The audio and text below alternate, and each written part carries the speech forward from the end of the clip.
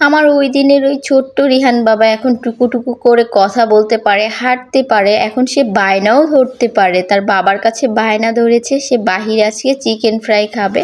তার বাবা বলে, ওকে বাবা তুমি রেডি হয়ে চলে আসো।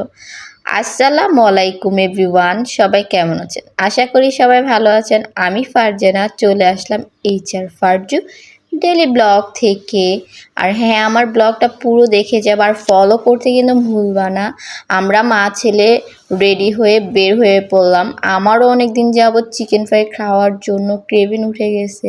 রিহানের বাবাকে কল দিয়ে রিহানকে ধরিয়ে দিয়েছি। রিহান কথা বলেছে। দেখেন এইখানে কি পরিমাণ জ্যাম ছিল রাস্তায় ভাই। ওদিন প্রচণ্ড পরিমাণ গরম ছিল, প্রচণ্ড পরিমাণ জ্যামও ছিল। কি বলবো জ্যামের কথা। তারপরে এই যে আমরা এখন চলে যাব KFC-তে চিকেন ফ্রাই খেতে। রিহানের বাবা বলতেছে, তুমি এখন কথা বলতে পারো একটু করে, খাওয়ার জন্য বায়না ধরে, এটাই তো আমার কাছে অনেক কিছু বাবা। তারপরে এই যে তারা বাবা ছেলে চলে গেল KFC-তে যাওয়ার পরে তো আমার ছেলে দুষ্টামিনি শুরু হয়ে গেছে। তার বাবা গেছে ওইখানে খাবার অর্ডার দিতে, সেও চলে গেছে। যেয়ে দেখেন কি দুষ্টামিনি করে। আমি এখানে বসে বসে তাদের জন্য ওয়েট করতেছিলাম।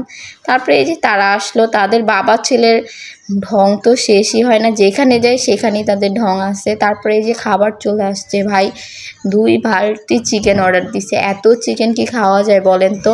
পরে একটা তো বাসায় পার্সেল করে নিয়ে এসে পড়েছি। এখন আমরা চলে যাব বাসায়। রিহানের বাবা আমাকে রিক্সায় উঠিয়ে দিবে। আমরা এখন চলে যাব মা ছেলে বাসায় যাওয়ার পরে কি একটা সিন ঘটেছে। এই কোক খাওয়ার জন্য সে কত কান্নাকাটি করছে, সারাটা রাস্তা কান্নাকাটি করতে করতে বাসায় এসেছে। মানে তার জন্য আমি আমার শখ মতন কোকটাও খেতে পারি না। বুঝেন আল্লাহ সে কি জিনিস।